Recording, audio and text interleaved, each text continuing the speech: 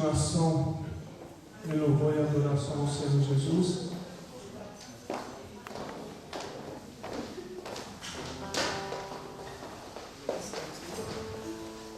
Pai do Senhor, irmãos.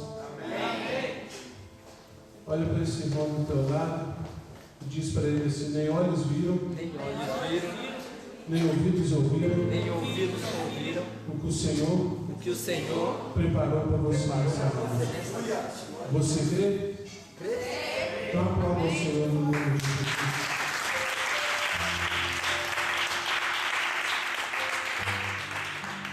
Convido os irmãos que abram a vossa Bíblia em Salmos 23. O seu culto de propósito, onde o tema é reacendendo a chama espiritual. Nessa noite eu convido você a abrir o seu coração e pedir o Espírito Santo de Deus que venha incendiar e te tomar você neste lugar. Amém, irmãos? Todos encontraram? Em reverência à palavra do Senhor, convido os irmãos que se colocassem de pé. Assim diz a palavra do Senhor: o Senhor é o meu pastor e nada me faltará. Deitar-me faz em verdes pastos, guia-me mansamente às águas tranquilas, refrigera minha alma, guia-me pelas veredas da justiça, por amor do seu nome. Ainda que eu andasse pelo vale da sombra da morte, não temeria mal algum, porque tu estás comigo. A tua vara e o teu cajado me consolam. Preparas uma mesa perante a mim, na presença dos meus inimigos. Unges a minha cabeça com óleo, o meu cálice transborda. Certamente que a bondade e a misericórdia me seguirão todos os dias da minha vida, e habitarei na casa do Senhor por longos os dias. Amém, irmãos? Que nessa noite vamos pedir ao Senhor que venha nos renovar, venha nos restaurar nossa vida no nome de Jesus. Feche os teus olhos, em uma só oração vamos agradecer ao Senhor e buscar a face dele, que ele venha derramar Shekinah dentro deste lugar. Senhor, meu Deus e Pai, no nome de Jesus. Pai, mais uma vez, ó Deus, nos colocamos diante de Ti, ó Pai, para Te agradecer, meu Pai, por mais um dia de vida, Senhor Jesus. Te agradecer, ó Pai, pelo ar que o Senhor nos concedeu, meu Pai, para nos respirar, meu Deus. Pai, muito obrigado, Pai, pelo fôlego de vida, Senhor Jesus, que o Senhor nos concedeu por esse dia, meu Pai. Pai, no nome de Jesus, ó Pai, nós entregamos diante de Ti, ó Pai, a nossa vida, Senhor, diante da Tua presença. Pai, que nessa noite, ó Deus, o Senhor venha ter liberdade, ó Pai, para nos renovar, Senhor Jesus. Para que nós venhamos ser água, meu Pai, nos Teus mãos, ó Pai. Pai, no nome de Jesus, nós entregamos este culto em louvor a Ti, ó Pai. Somente o Senhor é digno, ó Deus, de toda a honra e toda a glória. Pai, todo louvor e adoração seja dada a Ti, ó Deus. Pai, no nome de Jesus, ó Deus, receba o nosso louvor, ó Pai. Pai, abre as comportas do céu nessa noite, meu Pai, e derrama a Tua unção e a Tua graça neste lugar, ó Deus. Pai, no nome de Jesus, receba, ó Pai, o louvor pontuado aqui nessa noite, meu Deus. Pai, para o louvor e a adoração somente a Ti, meu Deus. Somente a Ti que nós devemos louvar, ó Deus. Nós devemos agradecer o Teu nome. Pai, no nome de Jesus, ó Deus, nós abrimos nessa noite o nosso coração. Que o Senhor nessa noite venha o Seu centro aqui neste lugar, ó Deus. Cheire, mandará, gaçuda e cantará. Oh Deus, abençoa o ministério de louvor, Deus. Pai, derrama, meu Pai, a Tua Shekinah, Pai. Que vidas aqui nesta noite, ó Deus, venham ser renovadas, restauradas. Famílias, meu Pai, reconstituídas, meu Deus. Pai, no nome de Jesus, ó Pai, receba nosso louvor e adoração no nome de Jesus. Aleluia. O ministério de louvor está com oportunidade em nome de Jesus. Cumprimento a igreja com a paz do Senhor, amém? Amém. Você pode nessa noite colocar a mão sobre o teu peito assim, no teu coração.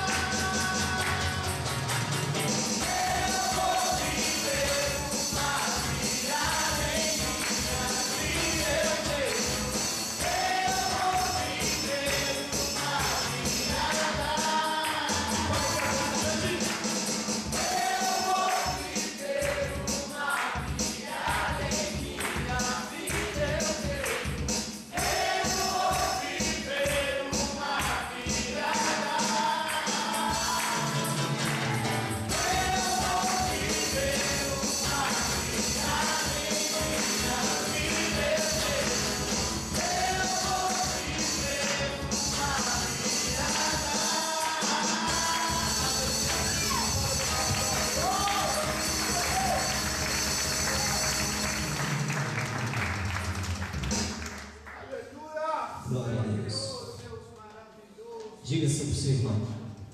Olha para ele e diz assim: se você veio para a casa do Senhor, é para adorar a Ele. Amém? Amém. Muitos de nós às vezes estamos aqui, corpo presente, mas o espírito está totalmente distante, pensando no que vai fazer depois, amanhã no trabalho. Irmão, deixa nas mãos de Deus. Ele toma providência de tudo. Amém? Amém. Vamos adorar o Senhor com muita alegria? Na palma!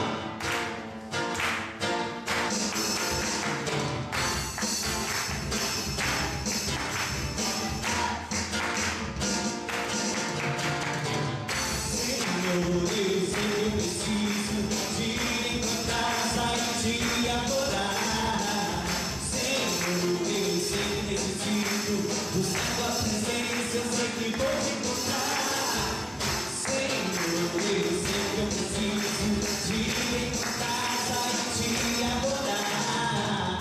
Senhor, eu sei que necessito buscar tua presença, eu sei que vou te encontrar.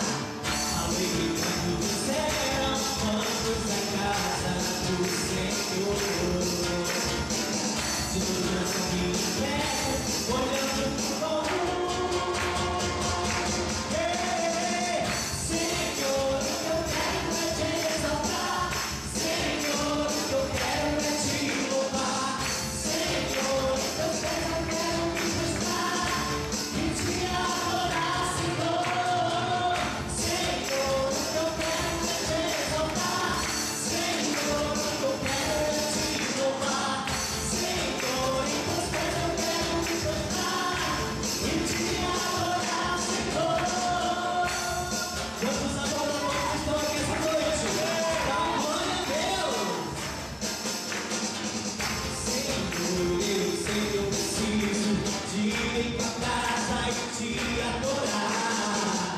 Senhor, eu sei que necessito buscar tua presença, eu sei que vou te encontrar. Cante! Senhor, eu sei que eu preciso. Aleluia! Senhor, eu sei que necessito buscar tua presença, eu sei que vou te encontrar. Alegre canto do céu, vamos à casa do Senhor. De todo coração me entrego, olhando pro alto. Senhor, o que eu quero é te exaltar. Senhor, o que eu quero é te louvar. Senhor, em teus pés eu quero me prostrar e te adorar, Senhor. Sua igreja. Senhor, o que eu quero é te adorar. Senhor, o que eu quero é te louvar. Senhor, em teus pés eu quero me prostrar e te adorar, Senhor. Senhor, o que eu quero é te exaltar. Senhor, o que eu quero é te louvar. Senhor, em teus pés eu quero me prostrar e te adorar, Senhor. Aleluia! Glória a Deus. Segura na mão do irmão que está do teu lado. Se não tiver alguém do teu lado, procure alguém. Você segurar na mão dele.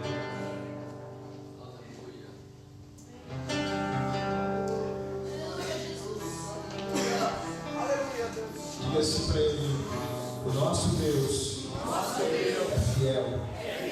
Diga: o nosso Deus é poderoso. Ele está aqui nessa noite. Glória a Deus. Vamos adorar o Senhor nessa noite. Eu quero que você abra o teu coração para falar com Deus nessa noite. Em nome de Jesus. O Senhor está aqui nessa noite.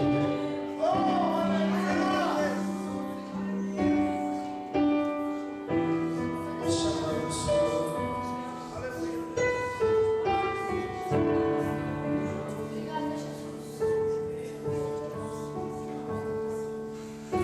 Ensina-me a sentir o teu coração. Jesus, quero ouvir teu respirar.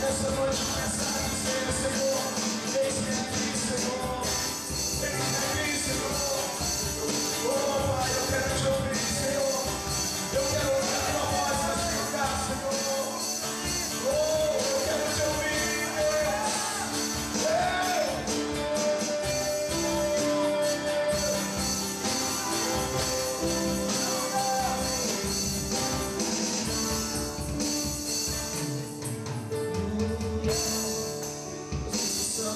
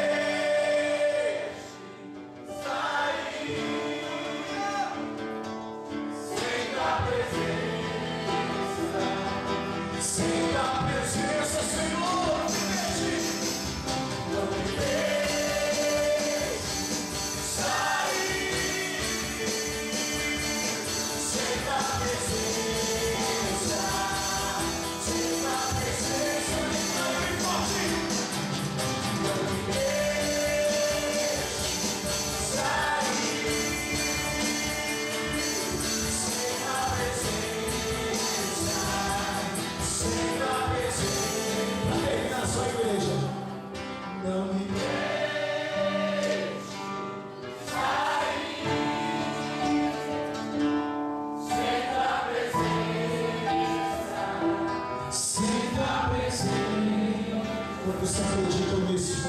Aplauda o Senhor bem forte nessa noite. Eu vivo de glória para o Senhor, a glória para Ele.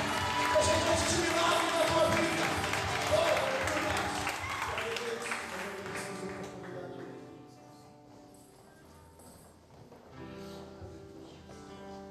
Somente Ele é digno de toda a honra, toda a glória. Você pode dizer na sua cadeira que Ele é digno de todo louvor e adoração. Você tem liberdade para adorar e glorificar o nome do Senhor, meu irmão. Você não veio aqui para ficar de boca fechada, não. O Senhor te trouxe aqui foi para você adorar e exaltar o nome dEle, amém? Neste momento, nossa igreja vai estar conhecendo os nossos visitantes. Se encontram aqui pela primeira vez, gostaria que os irmãos, o pastor e o diácono se colocassem de pé, o diácono Cláudio e o pastor Carlos Renato. O que a nossa igreja vai dizer para o pastor e para o diácono? Sejam bem-vindos em nome de Jesus. Volte sempre, traz mais 10.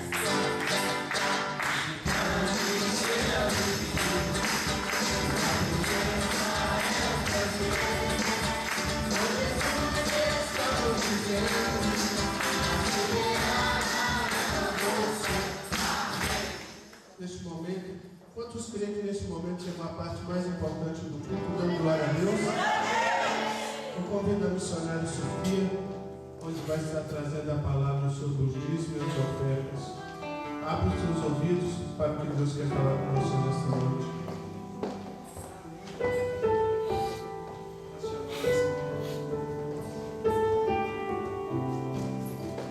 Glória a Deus. Eu saúdo a amada igreja com a paz do Senhor, amém?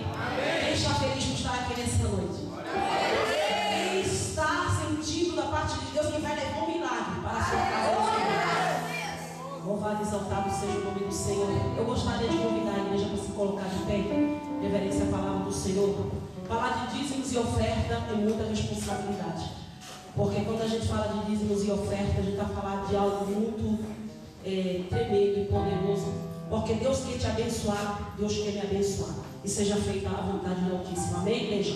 Eu gostaria que você abrisse a sua Bíblia em livro de Malaquias 3:10. Amém? Louvado e exaltado seja o santo nome do Senhor. Malaquias 3:10. Quem já achou, diga amém? Amém. Diz a palavra do Senhor: trazei todos os dízimos à casa do tesouro, para que haja mantimento na minha casa.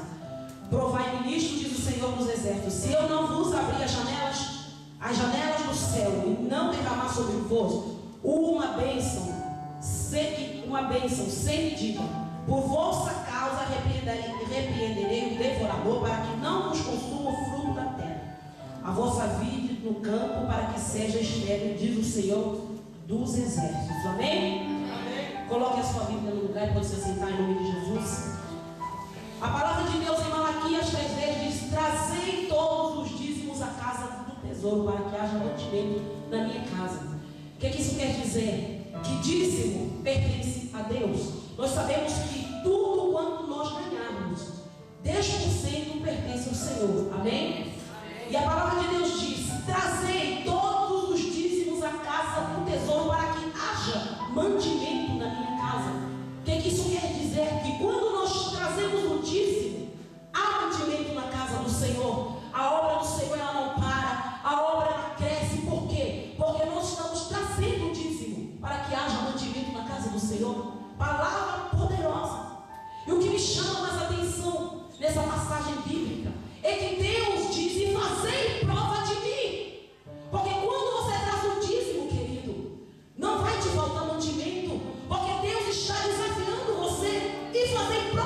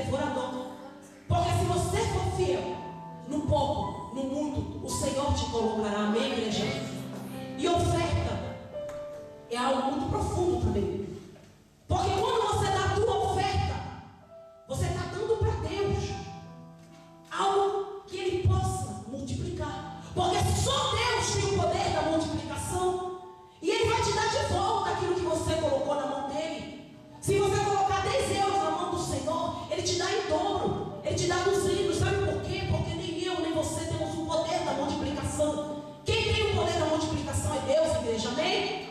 E nessa noite, eu queria convidar você a ofertar, a dizimar ao Senhor, mas com alegria, porque Ele é bom e a sua misericórdia dura para todo sempre. Você nesse momento vai colocar um propósito no teu coração. Você vai dizer: Senhor, se eu estou numa situação caótica, muitas das vezes nós estamos numa situação da qual nós não temos dinheiro nem para pagar as contas básicas da nossa vida. Mas se você tem sido fiel no dízimo, meu querido, hoje você vai fazer prova com Deus, porque Deus diz: fazei prova de mim. Faça prova com Deus e diga: Senhor, eu tenho sido fiel nos meus dízimos, então eu não aceito essa situação na minha vida. Eu quero que o Senhor transforme essa situação, porque a tua palavra diz: fazei prova de mim, diz o Senhor dos exércitos. Se eu não te abrir a janela do céu e não derramar uma bênção tal sobre a tua vida, que dela advenha a maior abastança. E a oferta você vai colocar como forma de você colocar na mão de Deus, para que haja multiplicação. Porque se você colocar na minha mão, simplesmente eu vou pegar aquilo e vou gastar. Mas Deus, Ele te dá em dobro aquilo. Sabe por quê? Porque só Ele tem o poder da multiplicação. Amém, igreja? E nessa noite eu queria convidar você a dizimar, a ofertar ao Senhor com toda a alegria no teu coração, porque Deus é maravilhoso. Amém, igreja? Amém. Nesse momento, grupo de louvor ministrando louvor, venha ofertar ao Senhor com alegria em nome de Jesus Cristo. Agradeço a oportunidade.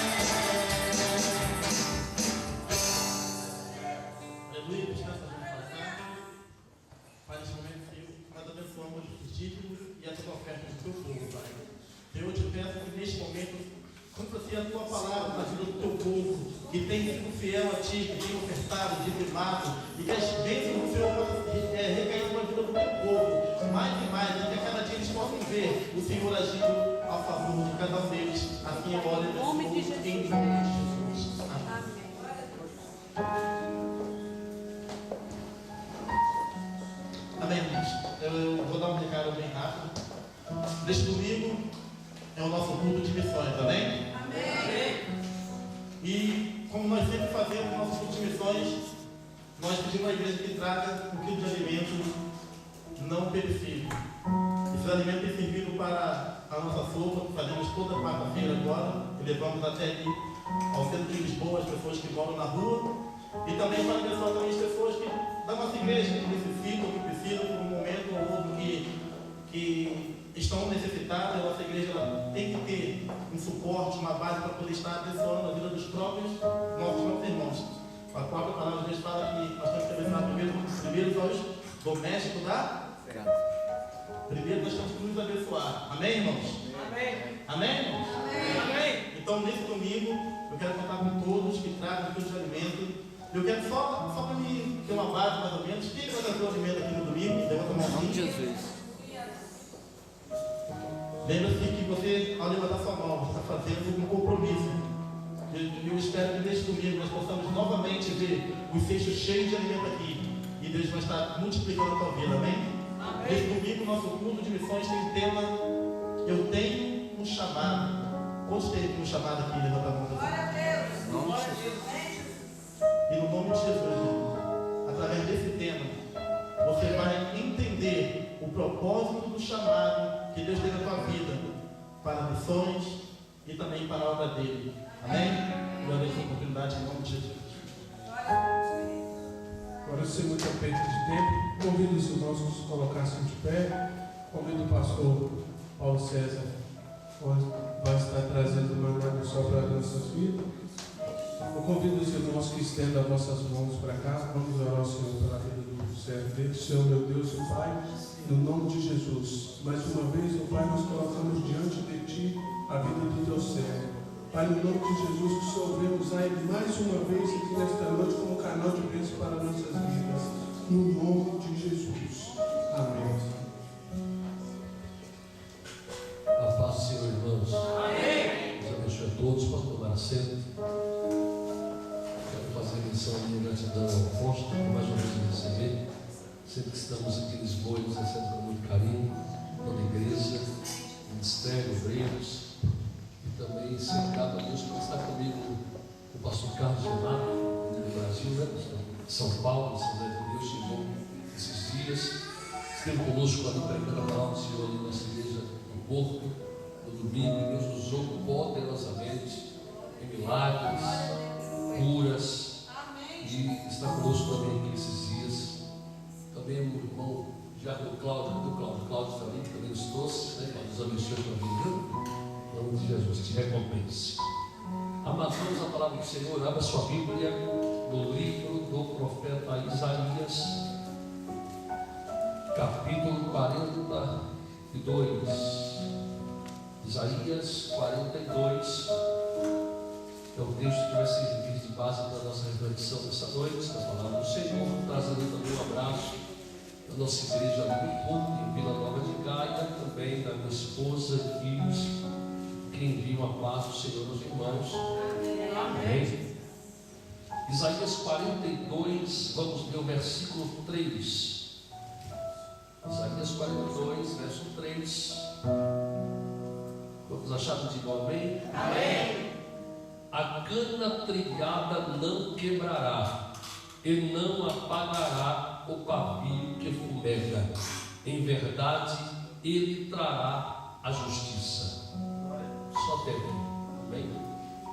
Amados, esse texto é um texto do profeta Isaías que aponta para o Messias, para o ministério pacífico do Messias, de Jesus. Observamos que por toda a Bíblia, tanto no Antigo como no Novo Testamento, muitos judeus aguardavam o Messias político, o Messias que viesse libertar Israel da opressão das nações inimigas, como também restaurar o reino a Israel. Jesus ele veio, e na sua vinda nós observamos que até mesmo alguns discípulos aguardavam isso, aguardavam que ele viesse para devolver a independência, a autonomia a Israel e fazer uma nação soberana, livre dos seus adversários. Essa era a expectativa na vida do Messias.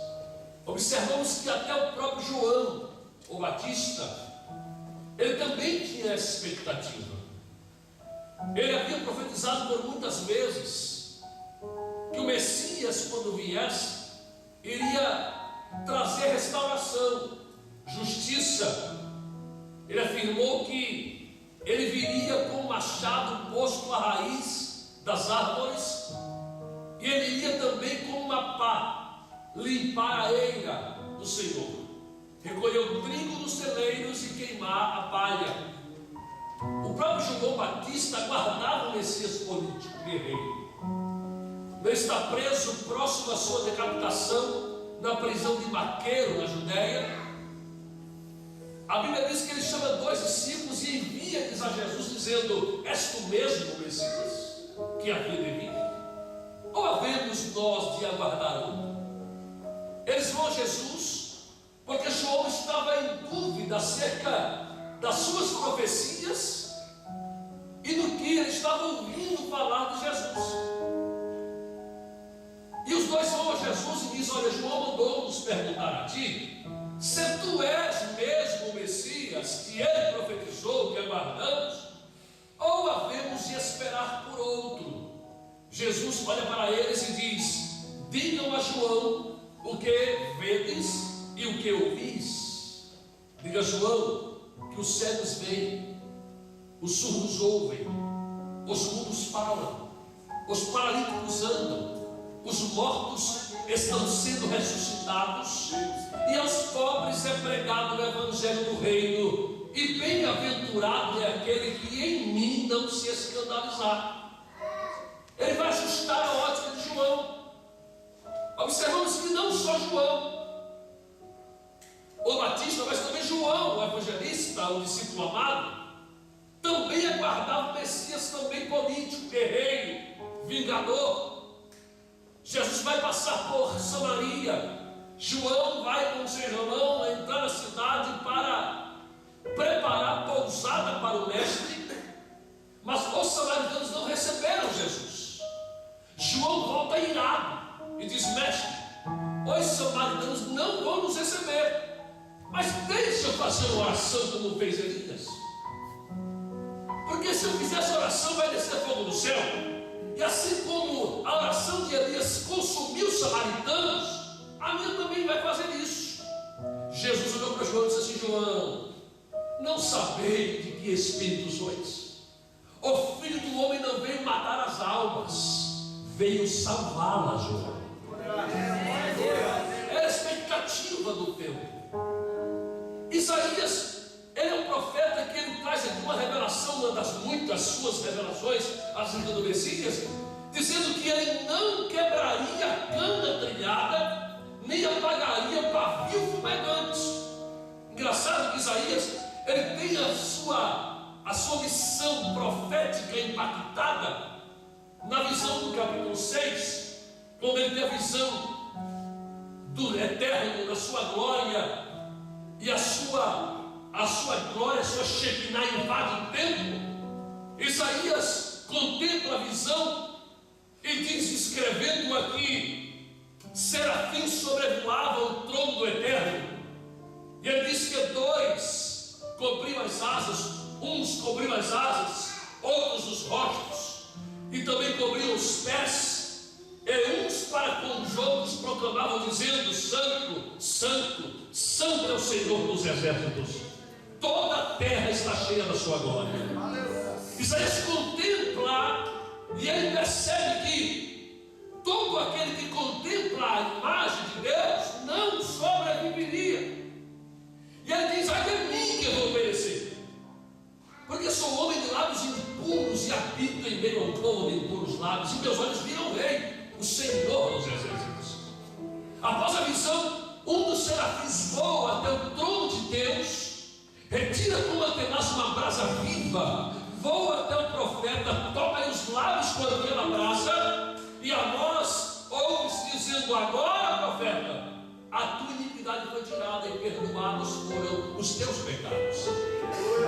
A partir do capítulo 6, Isaías tem uma transformação ministerial, porque até o capítulo 5 ele profere somente os ai de Deus, o ai da vingança do Eterno, o ai da justiça do Todo-Poderoso. maravilhoso. A partir do capítulo 6, Isaías profere as palavras de esperança e da graça que viria para transformar todo o globo da terra e toda a sua criação. No capítulo 7, verso 14, ele profere a primeira profecia acerca do Messias, quando ele diz: porque o Senhor mesmo vos dará um sinal, a virgem conceberá e dará à luz um filho, e o seu nome será Emanuel. Capítulo 9, verso 6, ele diz: porque um menino nos nasceu, um filho se nos deu, o governo repousará sobre os seus ombros. Observe que esta palavra é uma palavra profética e fala acerca do casamento judeu. Sabemos que Jesus é o noivo da igreja e a igreja é noiva do Senhor. Quem é noivo de Cristo aqui diz glória a Deus. Glória a Deus. Quando o sacerdote ia impor ou impetrar as 7 bênçãos para o casal na sua noite do casamento, após impetrar as 7 bênçãos, a noiva, ela retirava o seu véu e colocava o véu sobre o ombro do noivo na liturgia do casamento. E ela, colocando o véu sobre o ombro do noivo, ela dizia: o meu governo está sobre os teus ombros. Liturgia do casamento judaico. E ao dizer isso, ela está dizendo: eu retiro toda a minha proteção, porque o véu fala de proteção, e coloco sobre os teus ombros e dou a ti o governo da minha história. Isaías está dizendo que sobre o ombro de Jesus está o governo da sua noiva, sobre o ombro de Cristo está o governo da sua amada. Vai uma dia para teu vizinho aí e diga: você não é de você mesmo, você tem dono, o teu governo está nos ombros do Messias, nos ombros do Todo-Poderoso. Só quem é governado por Ele, levante a tua mão e dá um glória a Deus aí. Aleluia! Ele diz que o seu nome seria maravilhoso. Maravilhoso é uma palavra que vem do hebraico veler. A palavra veler no hebraico fala de maravilhas que só podem ser reputadas a Deus. Ninguém poderia usar a palavra veler e dizer: meu esposo é maravilhoso, meu filho é maravilha, meu carro é maravilha, usando veler. Não. A palavra veler só é utilizada no contexto bíblico para referir-se às coisas de Deus. Jó, capítulo 9, verso 10. Jó usa a palavra veler quando ele diz: ele faz maravilhas tais que não se podem contar, coisas grandes demais que não se podem esquadrinhar. Ele é o Deus maravilhoso. Aleluia! Oh, bendito seja Deus. É Ele que fez maravilhas lá no Egito, lançando as pragas sobre a terra pagã. Foi Ele que fez maravilhas ao abrir o mar vermelho e fazer Israel passar a peixe juntos. Foi Ele que fez maravilhas quando enviou no deserto as codornizes. Observe bem, segundo dizem os estudiosos da Bíblia, haviam cerca de 2 a 3 milhões de pessoas no deserto caminhando para a terra prometida. Um homem em fase adulta, para se alimentar, precisaria de pelo menos 3 codornizes por dia. Observe, a codorniz é pequena, lá na Bahia chama codorna. Cacei muita codorna quando era garoto, com espingarda de ar comprimido. É uma ave pequena, irmão. Quando tira as penas, fica menor ainda. É uma ave pequena. Para Deus alimentar 3 milhões de pessoas, era preciso que todos os dias caísse no deserto pelo menos 9 milhões de codornizes. Oh, querido, Ele é o Deus de maravilhas. Diga para seu irmão aí: Ele é o Deus de maravilhas. Bendito seja o nome do Todo-Poderoso. Ele é Deus de maravilhas. Ele também diz que Ele é conselheiro. Conselho, fala, irmão, de sabedoria. A 4ª lâmpada do candelabro de ouro, a 4ª lâmpada da menorá, o 4º espírito de Isaías capítulo 11, versículo 2, é o espírito de conselho. Por quê? Porque a 4ª lâmpada aponta para o Messias. Ele é o sustentáculo da menorá, ele é que sustenta dos brachos das lâmpadas que estão ao seu redor. É o quarto espírito, diz Isaías, capítulo 11, versículo 2, de conselho. Por quê? Porque Provérbios é a personificação da sabedoria, é a personificação do conselho. Lá em Provérbios, ele aconselha o marido. Lá em Provérbios, ele aconselha a esposa. Lá em Provérbios, ele aconselha o jovem, aconselha a criança, aconselha o ancião, o governador, o rei, o servo, o escravo. Ele é um Deus de conselho. Ele é um Deus de conselho. O seu conselho perdura para todos sempre. Bendito seja Ele. Maravilhoso conselheiro, Deus forte. Do hebraico El Gibor, poder que prevalece. Ele é um Deus forte. Com Deus não tem demônio, com Deus não tem Satanás, com Deus não tem diabo. Oh querido, Deus não hastia a bandeira branca no meio da guerra. Deus, ele não pendura chuteira de cansaço, não joga toalha no ringue. Ele é o todo-poderoso. Com ele, irmão, demônio cai por terra, a morte vira vida, a doença vira saúde, a escassez vira prosperidade. Ele é um Deus todo-poderoso. Quem crê nisso? Quem crê que ele é poderoso? Levanta a mão para cima e dá um glória ao nome desse Deus que é todo-poderoso.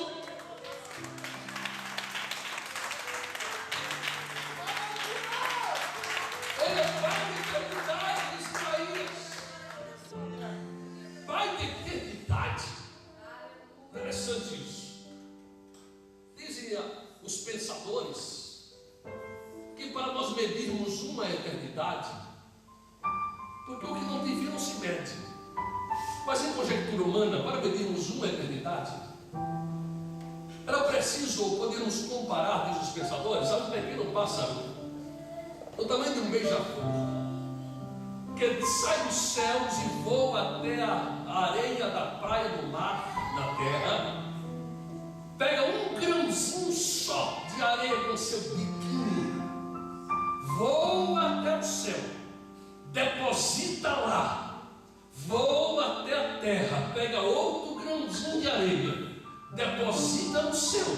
Quando esse único pássaro conseguir esvaziar toda a areia sobre a praia do mar de toda a terra, passou uma eternidade. A Bíblia diz que o nosso Deus, de eternidade a eternidade, a eternidade, Ele é Deus. Pai de eternidade. A Bíblia diz que Ele não tem início de dias nem fim de dias. Ele é autocriador. É sobre Ele que Miqueias capítulo 5 versículo 4 diz: "E tu, Belém Efrata, posto que és a menor entre as milhares de Judá, de ti nascerá aquele que governará em Israel, e a sua existência é desde os tempos da eternidade." Ele não tem início, não tem fim, Ele é eterno. E porque Ele é eterno, colocou em nós a eternidade. O homem não gosta da morte. Por quê? Porque Deus não fez a morte para os seus filhos. Deus fez a eternidade. Dentro de nós repousa o sentido da eternidade. É por isso que ninguém quer morrer, gasta o que for para não morrer. Até na UTI, no último tempo, o suspiro de vida, ele pensa que vai viver, porque Deus não fez o homem para ser mortal, e sim para ser eterno. Bendito seja o nome dele, porque na sua eternidade nós seremos eternos. Na sua eternidade nós viveremos para sempre com ele. Ele é o Pai da eternidade e é o príncipe da paz. É ele que Isaías profetiza. Mas é interessante que Isaías disse que este Messias que viria, pacificador, o Messias de restauração, não quebraria a cana trilhada. Interessante, porque o profeta ele utiliza uma linguagem botânica para referir-se a uma das características ministeriais do Messias. Ele compara vidas a uma planta, a canas. Quando falamos em cana, a primeira coisa que vem na tua mente, na minha mente, é a cana de açúcar, aquela cana. Mas o que está em foco aqui não é cana de açúcar, são talos, são caniços, principalmente de trigo, principalmente. Mas vamos supor que esta cana aqui seja qualquer que árvore.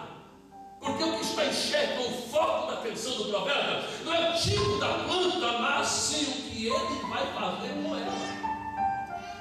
Ele diz: ele não quebrará cana trilhada. Cana aqui é uma linguagem alegórica para apontar para pessoas, para vidas. E olhando para a Bíblia, vamos entender por que é que Deus nos compara a árvores.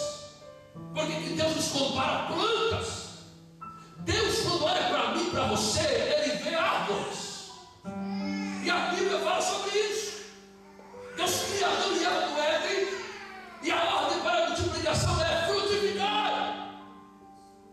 Frutificar é uma linguagem referindo-se à botânica, ao semear da semente, ao brotar do fruto. Observe que o próprio processo para mim, o próprio processo, quando o agricultor cava, faz a cova no chão, pega uma semente, lança na terra, cobre com a mão, ele não vê mais aquela semente brotar.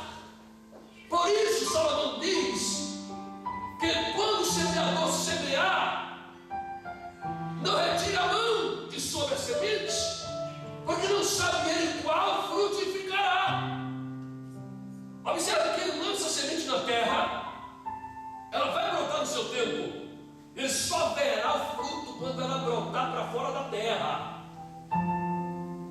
A Bíblia fala para a serpente que da semente da mulher, que no texto mais claro é da semente na mulher, ele levantaria um varão, e esse varão não teria a semente de Adão, porque semente que tem o homem. O útero da mulher é a terra, o sêmen do homem é a semente. Ele introduz a semente na terra, no útero da mulher, retira, e só vai ver brotar quando a criança põe a cabeça para fora. Deus olha para nós e vê sementes, vê plantas. Não é à toa que no contexto judaico eles fazem o casamento no terceiro dia da semana, terça-feira, porque foi no terceiro dia que Deus criou as árvores frutíferas. Não é à toa que o Salmo 1, o salmista diz: bem-aventurado é o varão que não anda segundo o conselho de ímpios, que não se detém em caminho de pecadores, que não assenta-se à roda de escarnecedores. Antes, o seu prazer está na lei do Senhor, e nela medita de dia e de noite. Ele diz: será como árvore plantada junto a ribeiros de águas, que dá o seu fruto em estação própria, suas folhas não caem, e tudo quanto fizer prosperará. Não são assim os ímpios, mas são como o apalho restolho que o vento espalha. Escute isso. Deus olha para nós e vê árvores.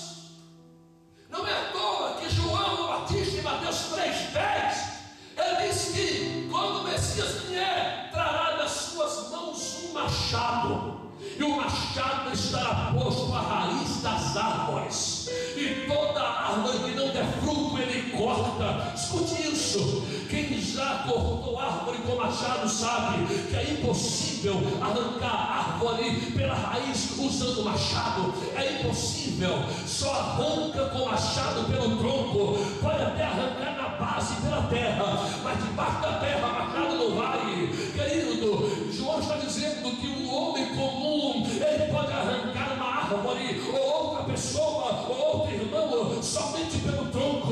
E se arrancar pelo tronco, a raiz continua viva e vai brotar de novo. E Jó fala sobre isso. Jó diz: a esperança para a árvore, que é mesmo cortada na terra, a sua raiz seca debaixo dela, ao cheiro das águas brotará e dará fruto novo, planta nova. O homem corta pelo tronco, mas não diz que Jesus tira pela raiz. Engraçado isso. Porque o próprio mestre propõe uma parábola em Lucas capítulo 13, versículo 6. Ele diz: um viticultor tinha em sua vinha uma figueira. E ele percebeu que 3 anos a plantou e não deu fruto ainda.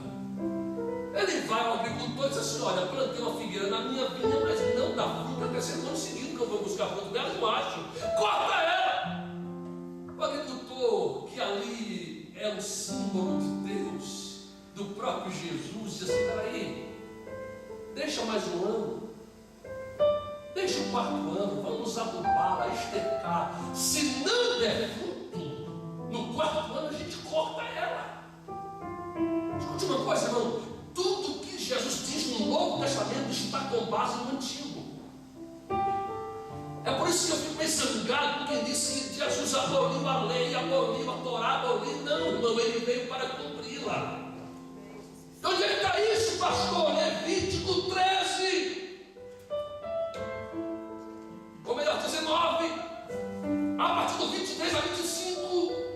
Olha o que diz Levítico: quando entrares em uma terra e plantardes árvores frutíferas nela, o seu fruto lhe será proibido por 3 anos.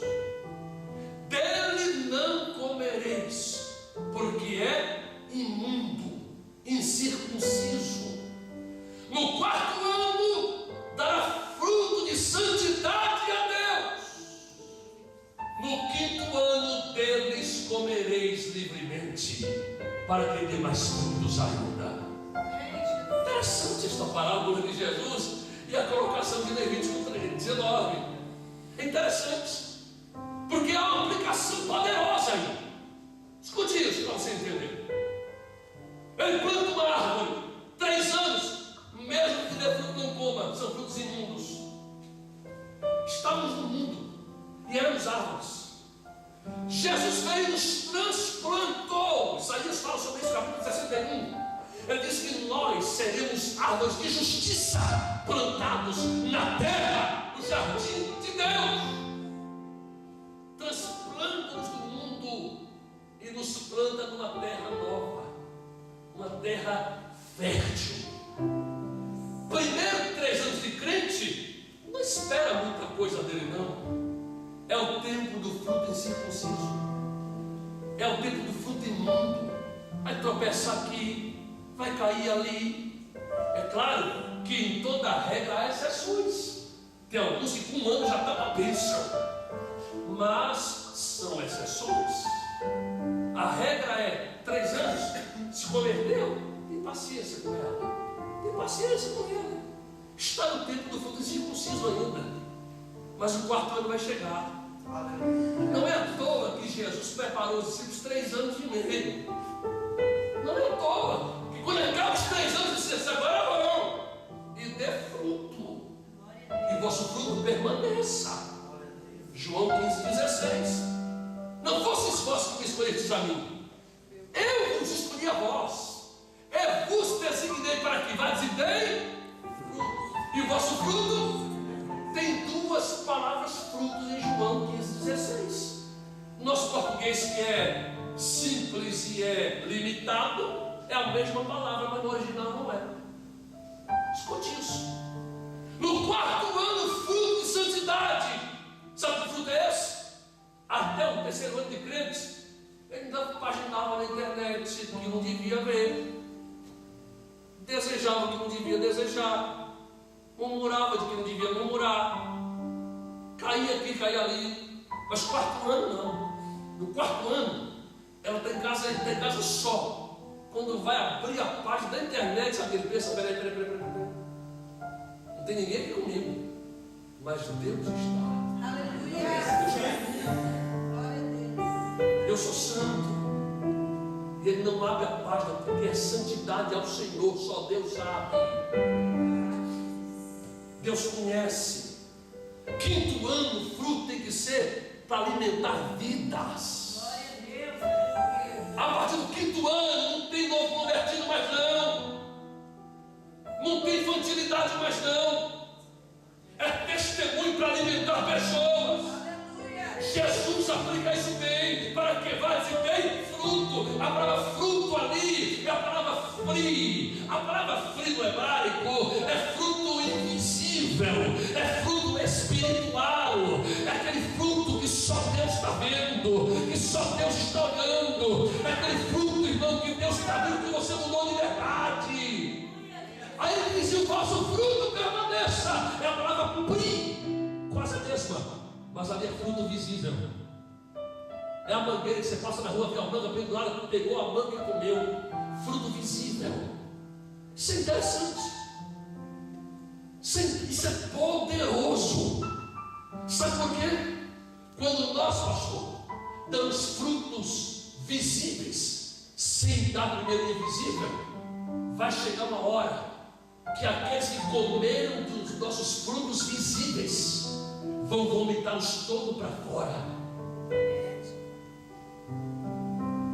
Deixa eu explicar para você entender.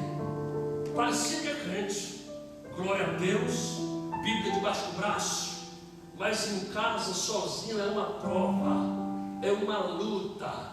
Adultera, deseja, murmura, blasfema, mas para todo mundo é santo, é santa.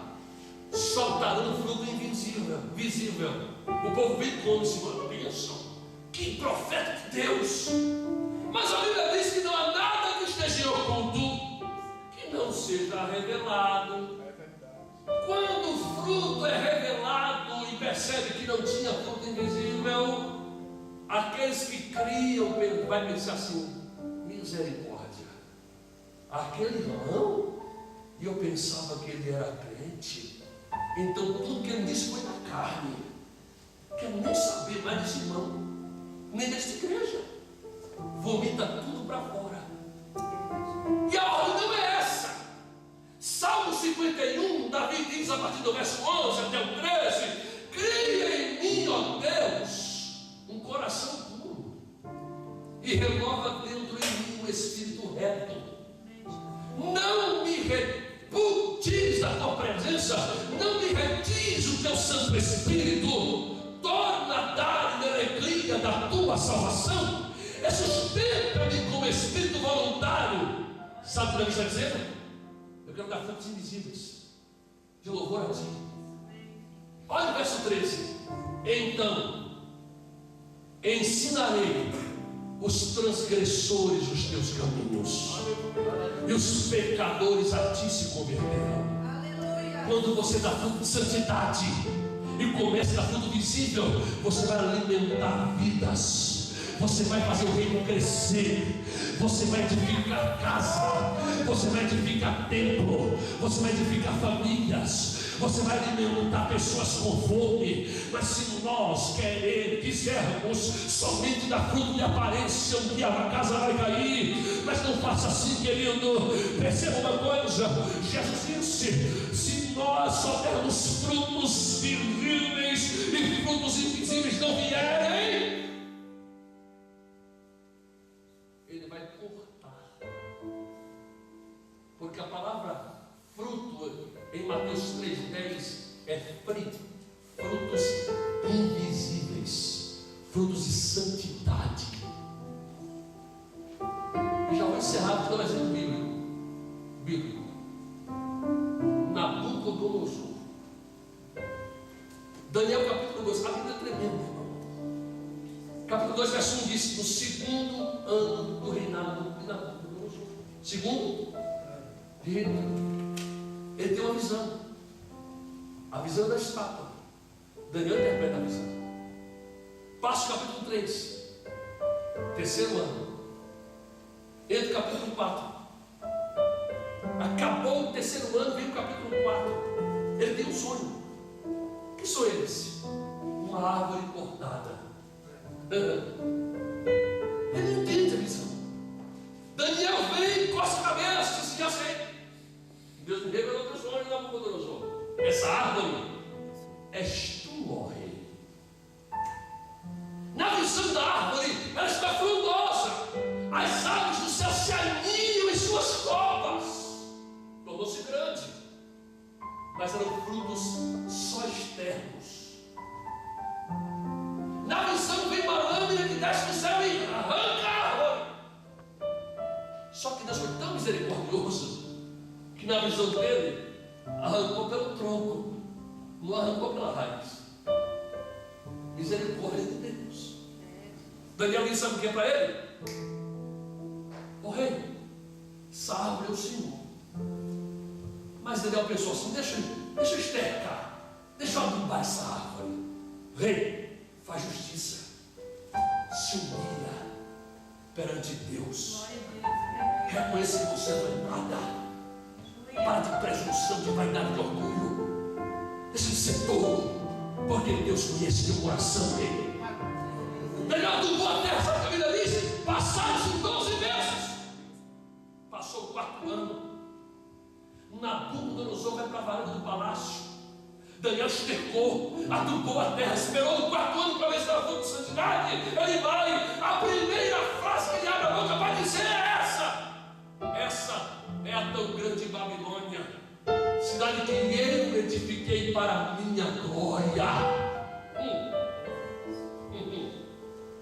A voz se ouviu no céu e disse: serás tirado da vivência dos homens, comerás palha como boi, crescerá tuas unhas como as rapinas das árvores, e teus pelos como as penas das mesas. 7 tempos ele passa sem sanidade.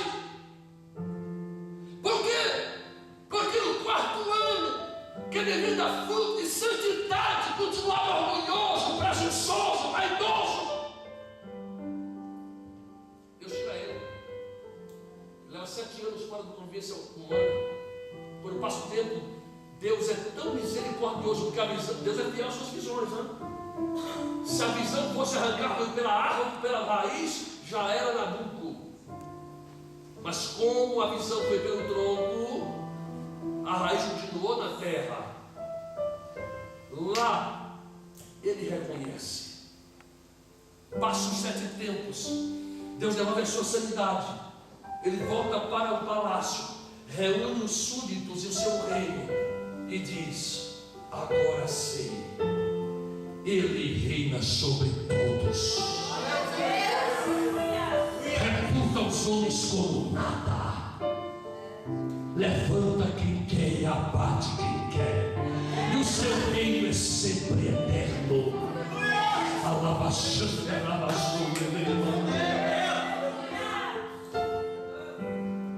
Pergunta para teu vizinho aí: quantos anos você tem de crente? Pergunta fácil. Já tem mais de 3.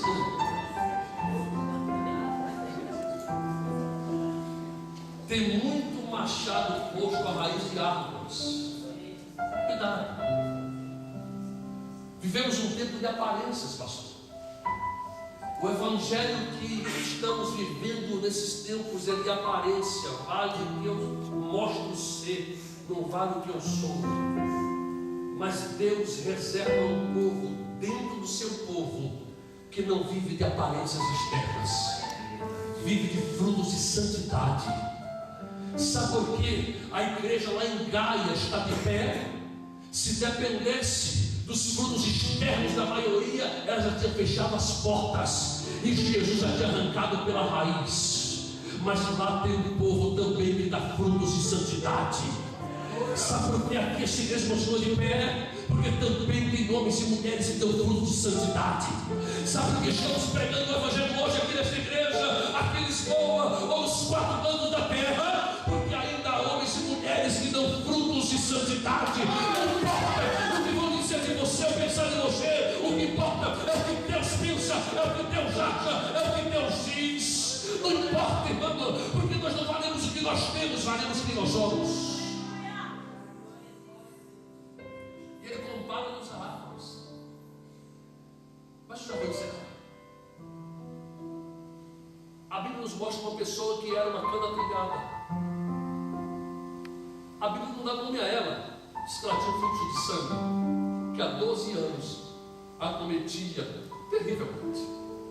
Uma cana trilhada. Cana trilhada na Bíblia fala de pessoas que estão fragilizadas, arrebentadas, frustradas, feridas, desesperadas. E essa mulher sabia que Jesus estava na sua cidade. Ela ouve a sua sua fama vai após ele. E ela sai de casa dizendo: se eu pelo menos tocar na orla do seu vestido, eu ficarei curada. E ela vai ao encontro dele. Era uma cana trilhada, tentar destruir aquela mulher pela lei da Torá, pela lei bíblica, onde o sangue dela tocasse, ficava imundo. Mas só que viram os judeus com suas tradições e seus acréscimos, e colocam sobre ela um peso muito maior, onde ela tocasse, ficaria imundo. Mas Levítico não diz isso. Levítico diz que onde o sangue tocar, fica imundo.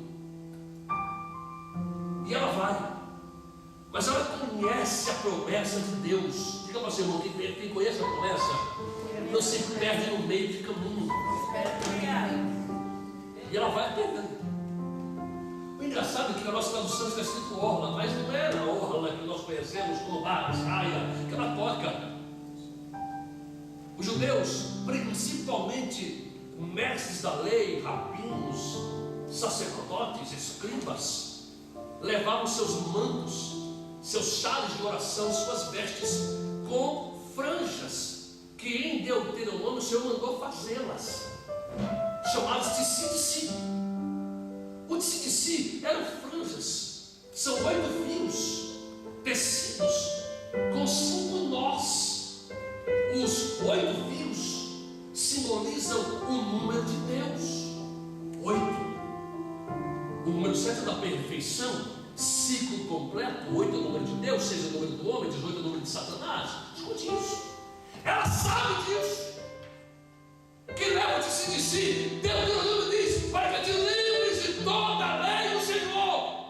5 nós fala da lei, fala da Torá, o Pentateuco, os 5 livros de Moisés, que dão ao que encarregam autoridade. A autoridade para exercer domínio. 5 nós, 8 fios, fala do poder de Deus e da autoridade constituída na terra por Deus. É tão tremendo isso, que ela vai e toca no seu tzitzit. Lembra quando Davi teve a oportunidade de matar Saul? E Abisai falou assim: hoje o Senhor entregou em tuas mãos o teu inimigo. Está dormindo, Davi? Vai lá, corta o seu manto, mate ele. Davi vai e corta a orla da roupa de Saul. Mas a Bíblia diz que Davi ficou triste. Irmão, vamos e convenhamos, Saul devia ter um guarda-roupa chique. Não é Davi cortar o manto dele que vai entristecer Davi. Davi cortou o tecido de si. Porque ao cortar o tecido de si, Davi está dizendo assim: eu arranco a sua autoridade, eu tiro o seu poder, eu mostro que eu tenho o poder de arrancar a sua autoridade. Davi depois se arrepende e diz: não posso fazer isso, porque foi Deus que colocou ele. Foi Deus que deu a ele poder, autoridade. Eu não posso fazer isso. Ou ele vai morrer na guerra, o Senhor vai tirar ele, alguma coisa vai acontecer, mas eu não posso tocar no ungido do Senhor. É nesse tecido que ela toca em Jesus, e ao tocar no tecido, a Bíblia diz que a hemorragia estancou. Glória a Deus. Não diz que ela foi curada na hora, diz que a hemorragia cessou. Hemorragia, você sabe para dizer que a cura chegou? Pode cessar agora e voltar amanhã. A hemorragia estancou. E Jesus perguntou: quem me tocou? Ela disse: eu te toquei. Então é para ela dizer assim: filha, grande a tua fé, vai em paz. Olha o que ele diz agora: e ser curada deste teu mal. Aí ela recebe a cura. Porque ela tocou no tecido de si. E os 5 nós falam da palavra, da Torá, da lei, da autoridade. Jesus proferiu a palavra e diz: ser curada. E na mesma hora ela foi curada. Ela era uma cana trilhada, mas Jesus não veio quebrar a cana trilhada. A religião tem esse poder de quebrar a cana. Mas Jesus não era religioso. Diga para seu irmão assim: Jesus não era religioso, não, meu filho. Quer ver a prova? A religião dizia: os publicanos não podem entrar no templo. Religião. Jesus vai em Jericó, olha para um publicano baixinho, chamado Zaqueuzinho, que está em cima do sicômoro bravo, não sei se ele subiu ali. Disse assim: ô publicano, já que a religião disse que você não pode ir para a minha casa, eu vou para a sua, tá bom? Ele não é religioso. A religião diz que um rabino não pode tocar no leproso. Mateus capítulo 8, Jesus toca nele e diz: ser curado.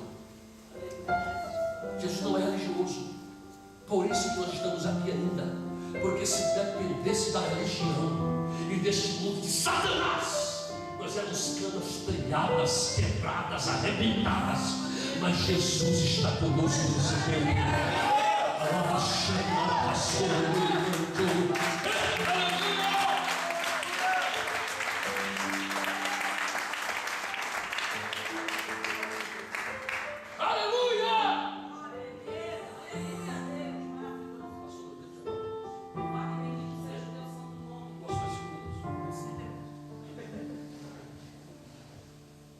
Escute isso.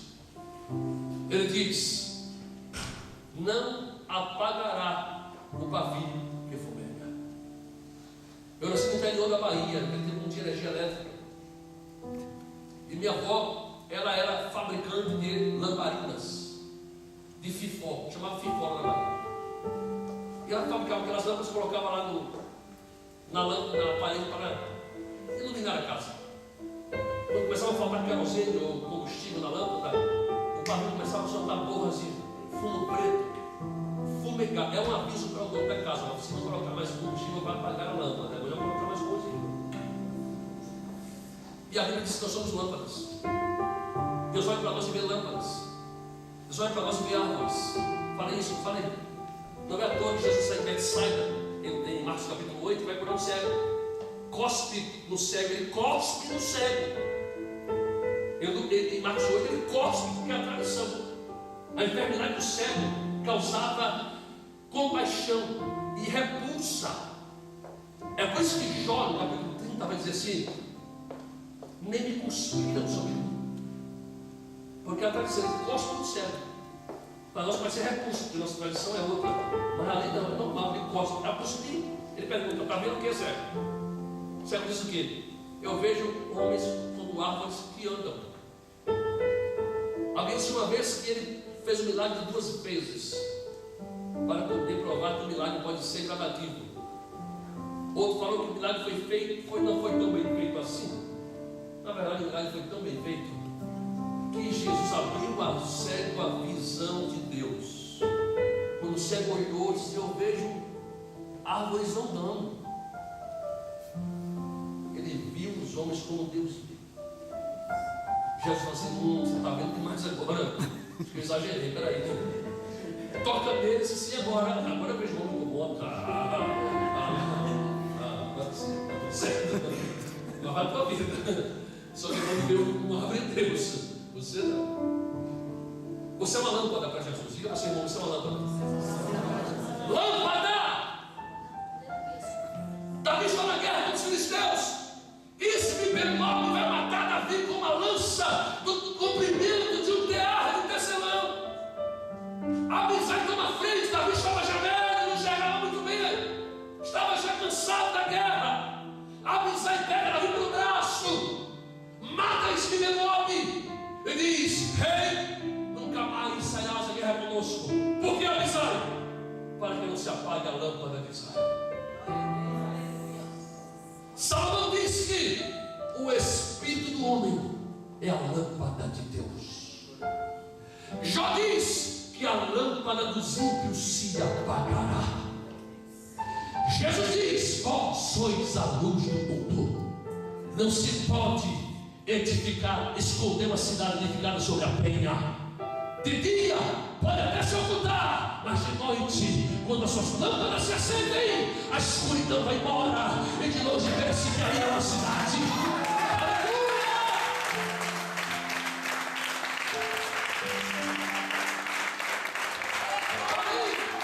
Tem tempo na nossa vida que parece que a lâmpada vai apagar mesmo.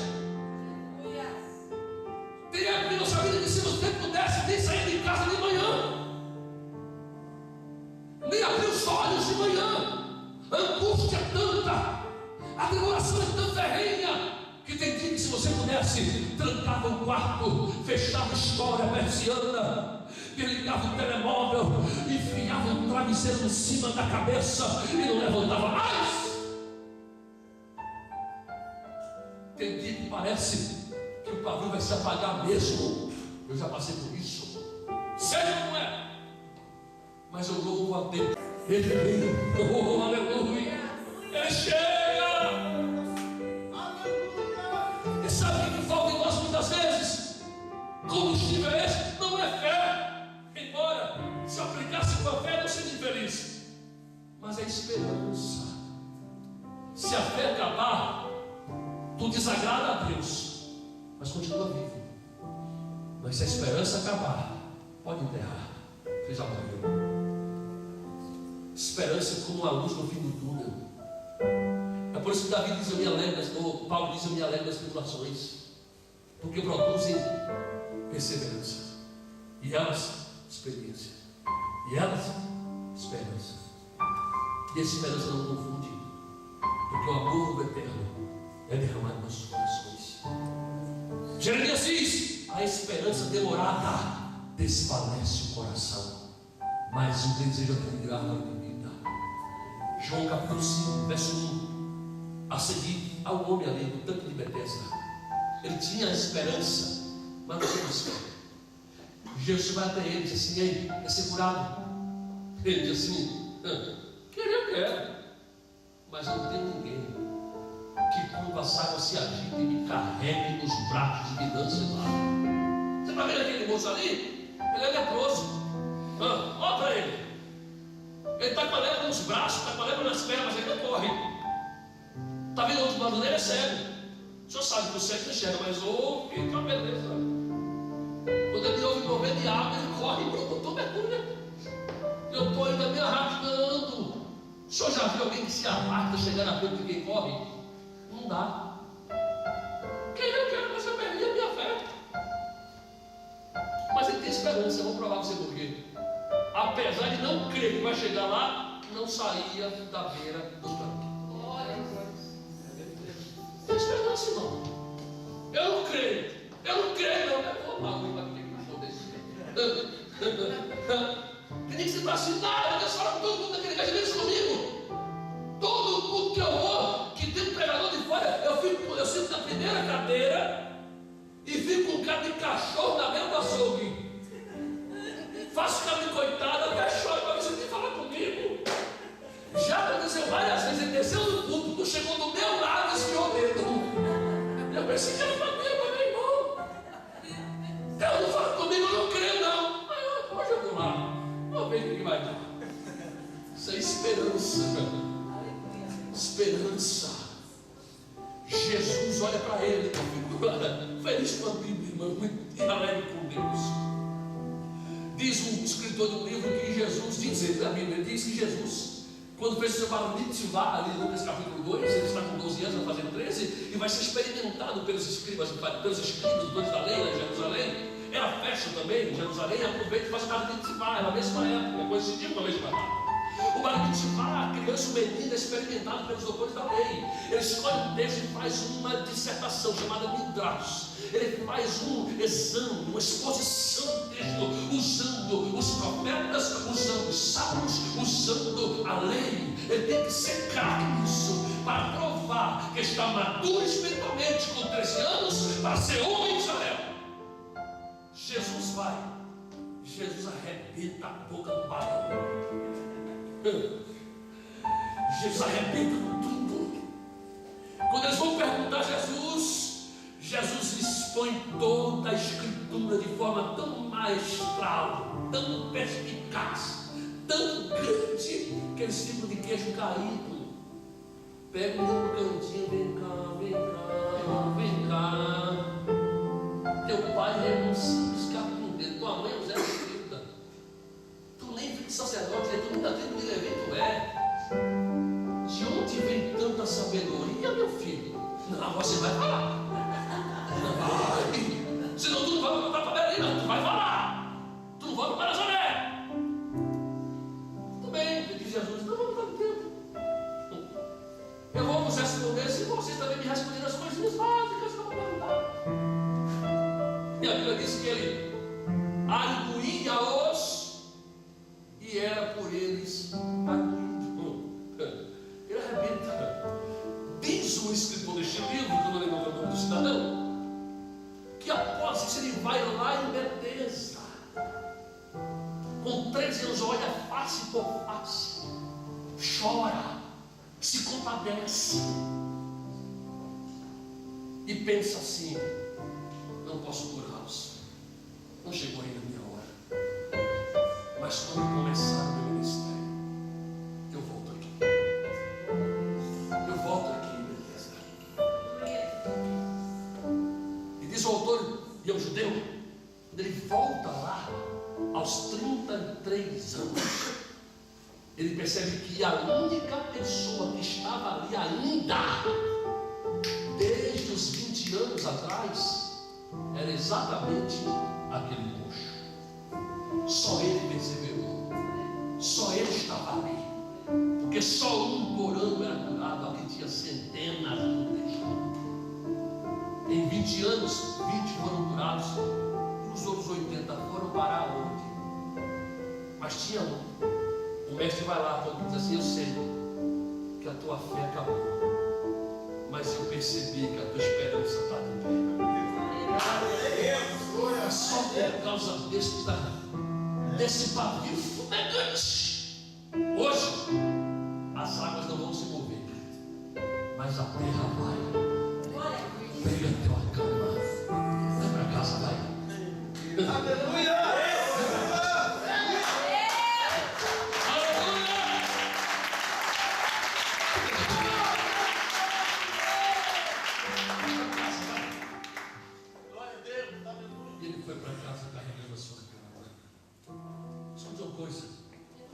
Tem tempos que a fé se abala, sabe? Mas nunca deixe a esperança morrer. Nunca deixe sua esperança se esvaziar completamente. Nunca deixe. Porque o Senhor, Ele vai te atender, Ele vai te socorrer, Ele vai te ajudar, gente. Jesus, Ele não apaga papios fumegantes. Aleluia!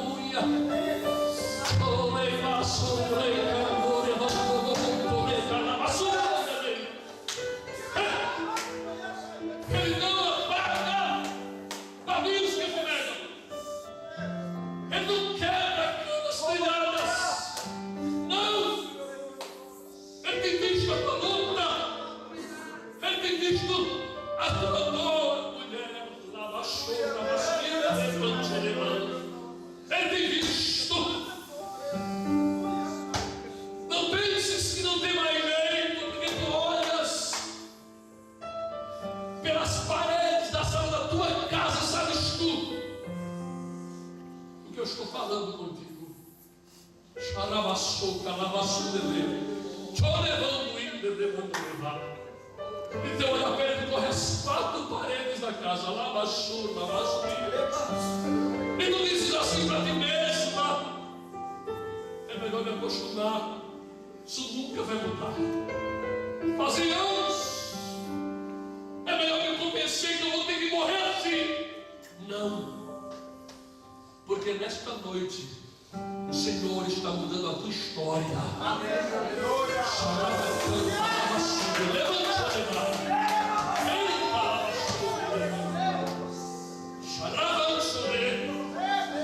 E a visão que Deus me mostra é que ao olhar de novo por essas paredes, você verá janelas abertas. Em cada parede uma janela aberta. Toma lá, a sua delay. A sua delay que eu tô levando.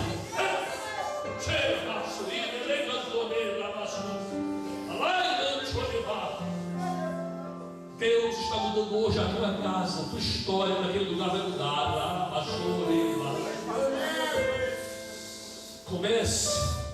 Comece, prepara teu coração. A cama está brilhada, mas hoje eu ponho de pé. O pavio está fumegando, mas eu estou pondo combustível na lâmpada.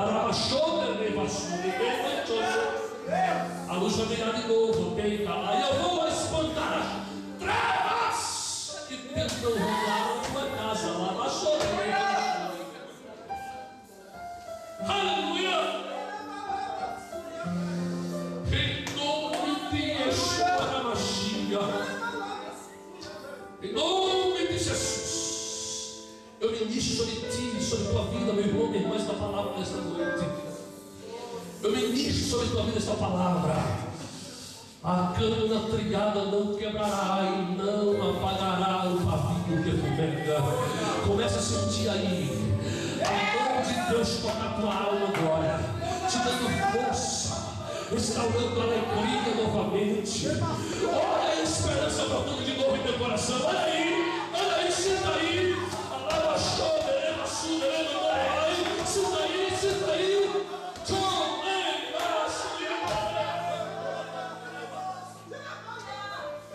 Sinta aí. Olha aí, Deus toca você. Sinta. Há um calor dentro da tua alma. Uma vontade de sorrir, de dar uma gargalhada. Sabe o que é isso? É a presença de Deus tocando você. Levanta a tua cabeça para que você entenda de uma vez por todas. Melhor é o fim das coisas do que o começo delas. Prepara o coração. Aleluia! Eu sinto a presença. Você sente a presença dele? Alabaxanda, alabaxanda,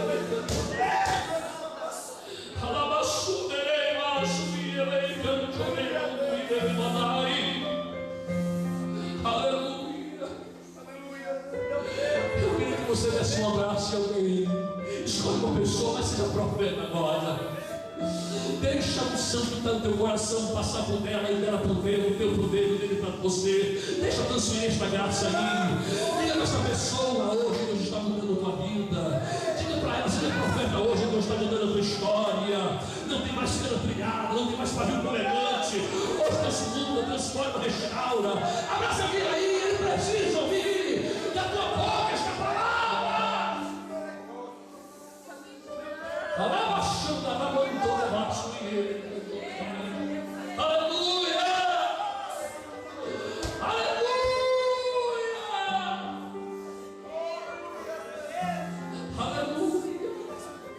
Esperança brotando aí, eu tenho que ver. Você vai ver a família dos pés do Eterno. Você vai ver teu esposo, tua esposa, teus filhos. O negócio que Deus colocou em tuas mãos. A tua saúde, a tua vida espiritual, o teu ministério. Tem esperança brotando aí, eu estou sentindo. Tem esperança brotando aí, eu estou sentindo. Eu estou sentindo. Tem esperança enchendo esta lâmpada. Tem esperança enchendo esta lâmpada. Ei, tem esperança enchendo esta lâmpada.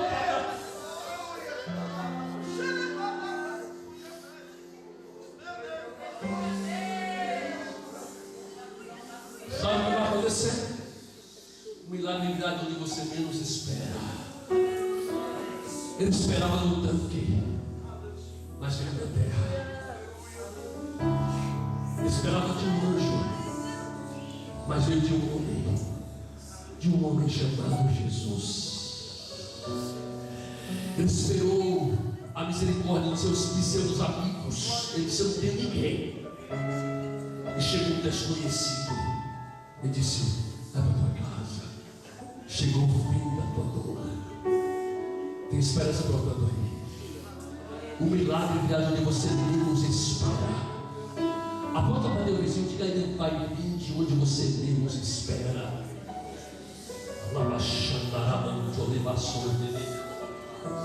Aleluia!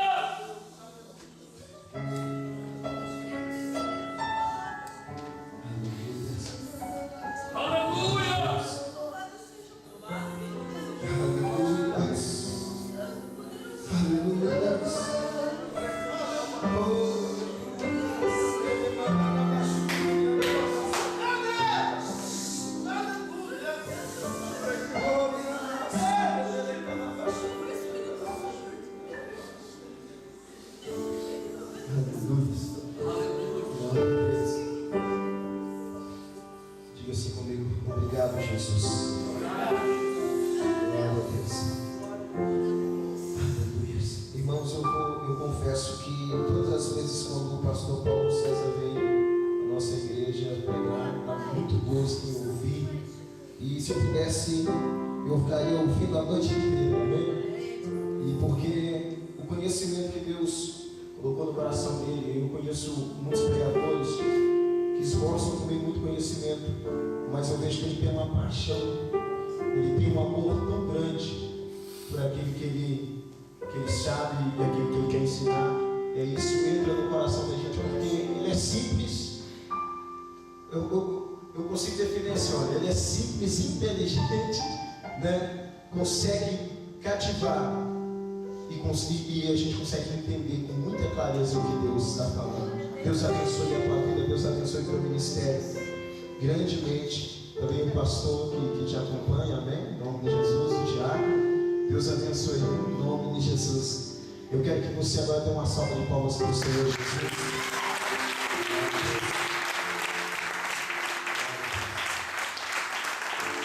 Então, o nosso culto reacendendo a chama espiritual. E Jesus ele veio para isso, para reacender a chama espiritual. Amém? Eu quero que você levante a tua mão direita. Vamos orar, agradecer a Deus por este culto, por esta palavra, em nome de Jesus. Amém. Olha, você que gostaria de adquirir o material do pastor Paulo César, livros, DVD, vai estar ali fora. Abençoe e seja abençoado em nome de Jesus. Amém? Levante a tua mão direita. Pai, muito obrigado, Senhor. Obrigado por este culto. Obrigado pela tua palavra, Deus. Pai, nos leva, Senhor, de volta para os nossos lares, protegidos e guardados pelas tuas mãos. Ó Pai querido, meu Deus, e que essa palavra possa, Senhor, germinar no nosso coração. E que essa palavra venha produzir frutos de santidade, frutos invisíveis e frutos visíveis, ó Deus, para que a tua obra na nossa vida seja completa, Pai. É o que nós te pedimos em nome de Jesus. Que o grande amor de Deus Pai, a graça poderosa do nosso Senhor e Salvador Jesus Cristo e as duas revelações do Espírito Santo de Deus sejam com cada um de vós, não só hoje, mas para todos sempre. E todos digam amém. Irmãos, eu gostaria de pedir nas suas orações lembrar do trabalho lá na França e também de Caldas da Rainha, amém? Alguém trouxe a folha do desafio da semana passada? Quem trouxe? No final do culto você vai procurar o pastor Leonardo e vai entregar para ele, tá bem? Deus abençoe, dê um abraço nessa pessoa que está ao teu lado e diga para ela: foi muito bom ter você aqui nessa noite, em nome de Jesus.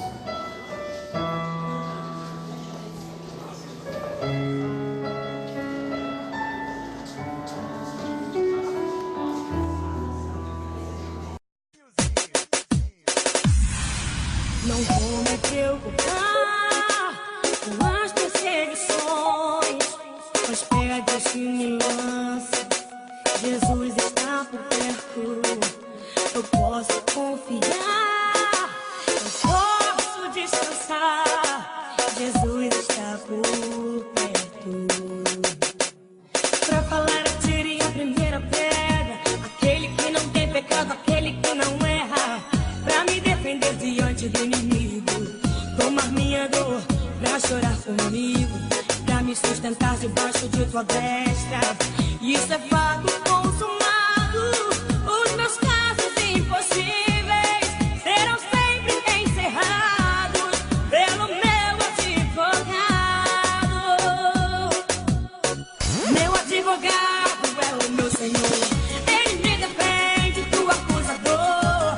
Minha causa entreguei em suas mãos. Posso descansar o meu coração. Minha audiência ele já marcou e garantiu de novo que eu serei o vencedor.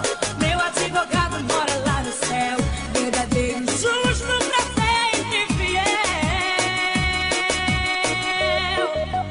DJ Ilzinho, do Paredão Flash Gospel.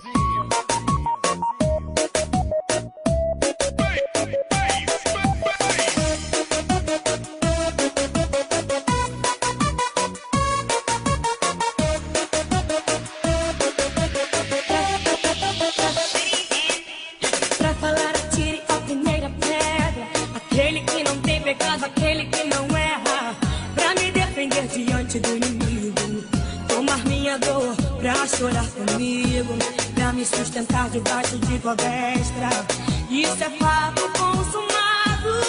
Os meus casos impossíveis serão sempre encerrados pelo meu advogado. Meu advogado é o meu Senhor. Ele me defende do acusador. Minha causa entreguei em suas mãos. Posso descansar o meu coração. Minha audiência ele já marcou e garantiu de novo que eu serei o vencedor. Meu advogado mora lá no céu, verdadeiro e justo pra sempre fiel. Advogado fiel, o meu Jesus é pra mim. Advogado fiel,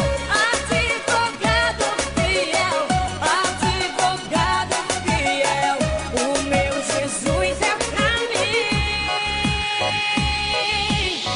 Meu advogado é o meu Senhor, ele me defende